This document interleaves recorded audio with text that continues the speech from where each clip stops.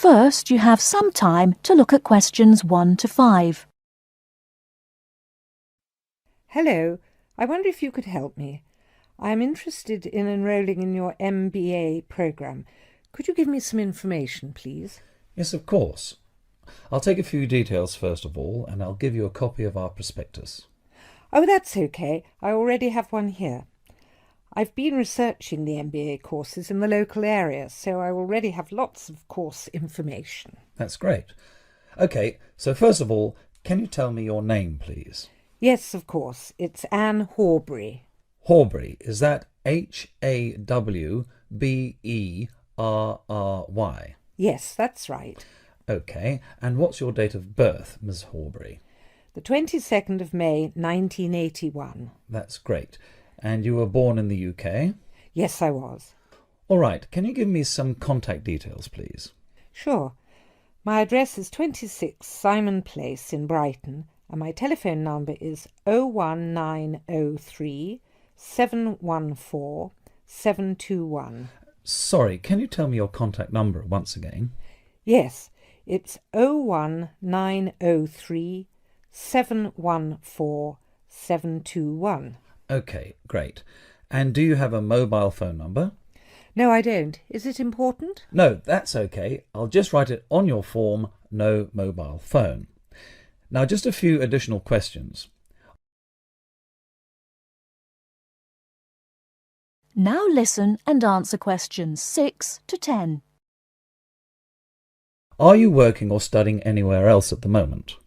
Yes, I'm working for Lloyd Enterprise in the city as a secretary, and I'm also attending a computer course part-time in the evenings. Great. So can you give me some details about your educational background? We need to make sure that your qualifications match the entry requirements. Yes. I completed a business degree a year ago. I've been working since my graduation, but the job market is very competitive these days, so I'd like to do some postgraduate study now. OK, that sounds fine. Your degree is relevant, and it's good that you have some work experience too. I do need to warn you, though, that our MBA programme is extremely popular and gets full quickly. So would you be interested in applying for any alternative courses if your application is not successful this time? Well, my first choice would, of course, be the MBA, but yes, I've had a good look through your prospectus, and I would also be interested in the International Marketing course. That's great. It's always a good idea to keep your options open just in case. Finally, can you tell me where you learned about our courses here? Actually, my cousin studied the MBA course 2 years ago, and she recommended it to me. OK, well, thank you for coming in today. I will pass your details on to our admissions department. They should contact you this week with a formal application form, and they usually invite MBA candidates to come in for an interview. OK, well, thanks for your time. No problem. Good luck with your application.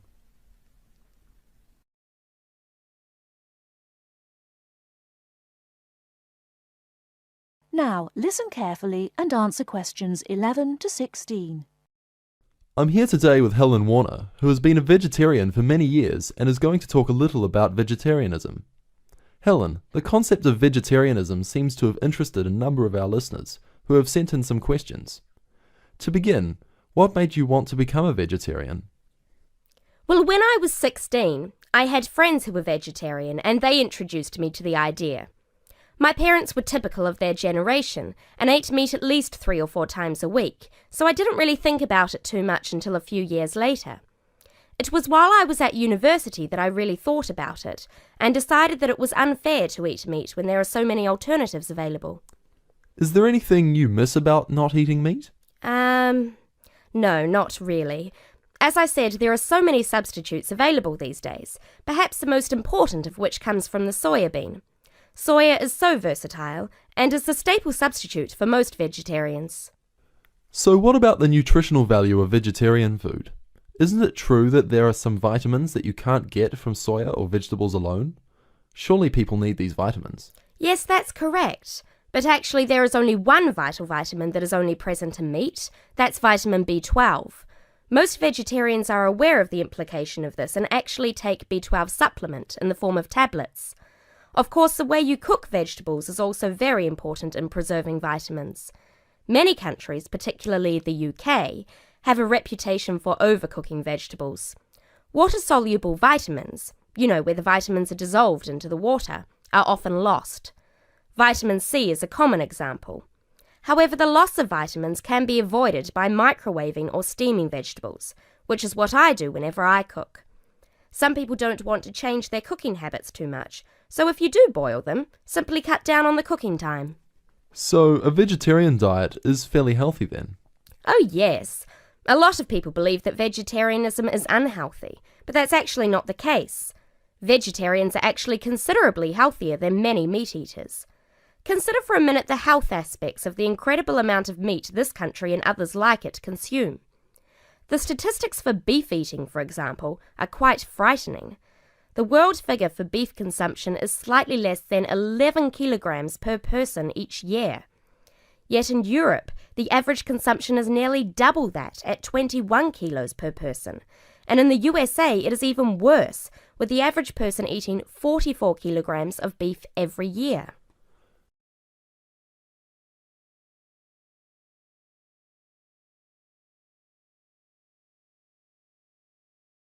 Now listen and answer questions 17 to 20. So are you suggesting that people stop eating meat altogether and everyone adopts a vegetarian lifestyle? No, not at all. Even in the healthiest diets, there is still a place for meat, but it should be eaten in moderation. Many nutritionists think of foods in terms of a pyramid, with the foods we can eat relatively freely at the bottom and the foods we should carefully restrict at the top. The majority of our diet should be composed of cereals, which would go on the bottom row of the pyramid. In this category could also be included such things as rice and pasta. Next, a good diet is followed by a roughly equal amount of vegetables and fruit. I have at least 2 servings a day of fruit and vegetables whenever possible. In decreasing quantities, you can then eat dairy foods, eggs, cheese, etc. Almost at the top of the food pyramid comes fish, carefully prepared of course, not dripping in oil or batter, and white meat. Chicken, for example, is a comparatively healthy meat, but again, a lot of this comes down to preparation methods. Right at the top of the pyramid come the ingredients of far too many Western meals, red meat and potatoes. It is particularly in that area that I would suggest moderation. Well, thank you very much, Helen. I'm sure that a lot of listeners are interested in your views. How could they find out more about the health benefits of vegetarian options? Well, there are lots of websites and books on healthy eating and vegetarianism, but it is always important to remember to consult your doctor before making any radical changes to your diet or lifestyle.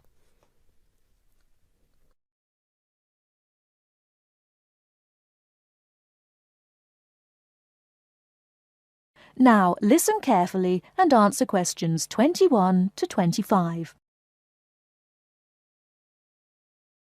Good afternoon and welcome to the session on Britain. This afternoon I would like to provide some useful information for you about travelling around Britain. Britain has over 700 tourist information centres. You will find them at major ports, airports, stations, historic landmarks and towns, and holiday centres. So just look out for this sign that says Tourist Information. The staff will be able to answer your holiday queries, as well as provide essential maps, guides and brochures. Tourist information centres at major ports and airports in London and addresses of British Tourist Authority European offices are all listed on the Tourist Information Centres. Now, let's talk about the telephone in Britain. You know, Britain is well supplied with public telephones. Street kiosks take lop coins. In city centres, mainline railway stations, airports and central London underground stations, payphones and card phones are in operation. For the latter, small plastic phone cards are used, and these come in 10, 20, 40, 100 and 200 units and can be bought at post offices, news kiosks, station bars and shops where the green and white card phone sign is displayed.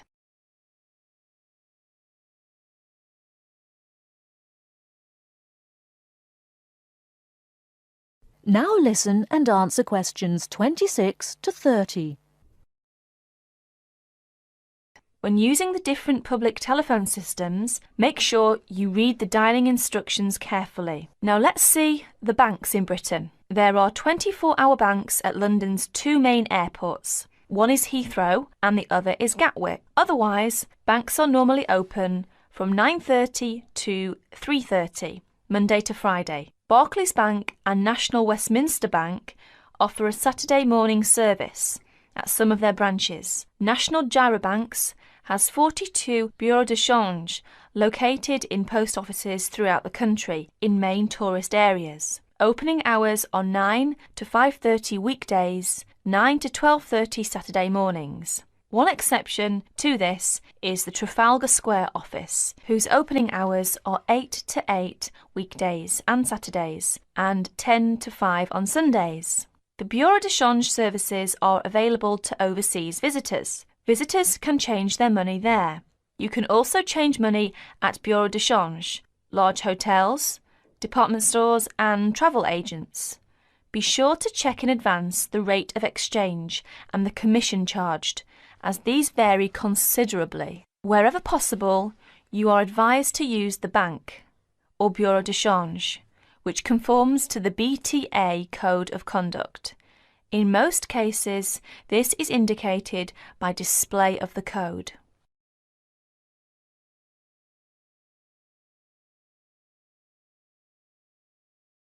Now listen carefully and answer questions 31 to 40. Riverdance is not just an expression of self-confidence, a kind of culturally interesting pop song. It tells the story of a people through song and dance.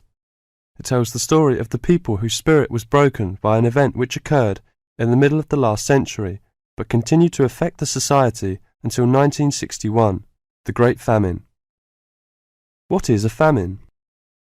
In 1840, the official population of Ireland was 8 million. They were largely poor and living in the countryside. They were beginning to have an interest in independence, and perhaps had things been different, Ireland might have been independent much earlier. But there was a serious problem in the agricultural system. All crops were grown to pay the rent of the land, and all that was grown to eat was the potato. This was fine until the potato crop failed, as it did from 1845 to 1848. The stories of what happened in those times live on in the popular culture of Ireland, and I won't tell them here, but the result was that 2 million people died or left the country by 1851. When you realise that the population continued to go down until 1961, you can realise what a disastrous effect this famine had on the people.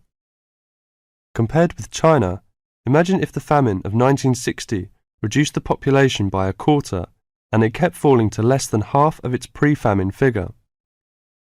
Anybody with ideas left and went to England, America or Australia. The people left behind were broken by their experiences and, in effect, the famine and its consequences put an end to all serious development in the country until well into this century.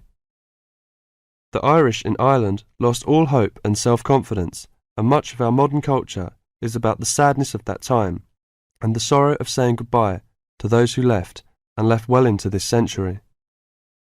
Ireland has the highest emigration rate of any country in Europe for the last 2 centuries. We even have an expression for this saying goodbye. It is called the American wake. It means the ceremony, like that of a funeral for someone going to America, because you will never see him or her again.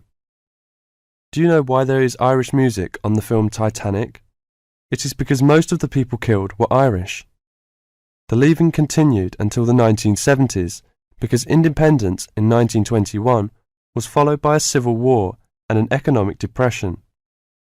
Almost every family in Ireland has relatives abroad, and up to the 60s in some places, of a class of 30 graduating from high school all left.